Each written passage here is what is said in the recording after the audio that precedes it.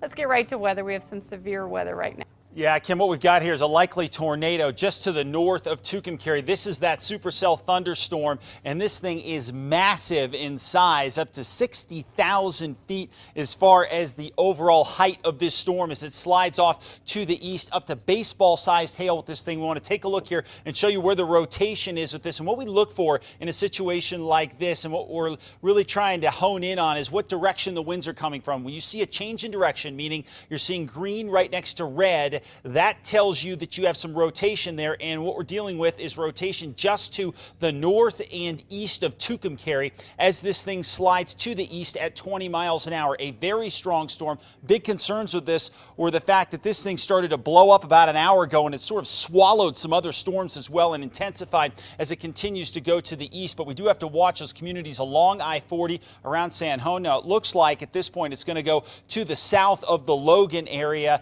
And a lot of this is rural counties out here and rural, essentially, communities out here. We see a couple of houses and a lot of very quiet as far as population densities, but still something need to be very concerned with this particular storm as it goes off to the east. As we look at a wider view here, this is it swallowing up some of these storms. Now, after we get through this supercell right here, we should see things calm down significantly, but we have a couple of other big-time storms as well. This line of storms producing quarter-sized hail and 60-mile-an-hour winds sliding off to the northeast at 30 miles an hour. So places like Elida, as you get into Portales, Floyd, over toward Dora, all going to get some pretty strong thunderstorm activity here over the next hour or so as these things come rolling on through, and they are some major league storms. And as we get down to southeastern New Mexico, Carlsbad, we're seeing some storms, but most of the action going to head off toward places like Hobbs. But it's not quite as explosive down here in extreme southeastern New Mexico as it is in east central sections. The dynamics in the east central section of the state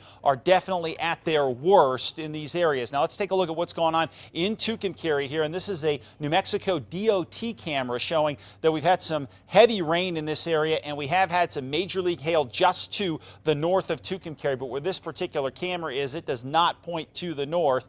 It actually points out along the east-west corridor here, so we don't get as good a look at the storm, but you can see some showers there. And the tornado we're talking about headed out of San Miguel County and into areas of extreme eastern New Mexico, Quay County in this particular case. We also have severe thunderstorm warnings stretching all the way through east central sections, whether it be areas of Chavez County or as we get into Baca County, also picking up a severe thunderstorm warning, Curry County as well. And as we get into Roosevelt County, also severe thunderstorm warnings. And a lot of that has to do with those storms that we just showed you that are working their way out to the east side of the state. Now, this is a key map on a day like today.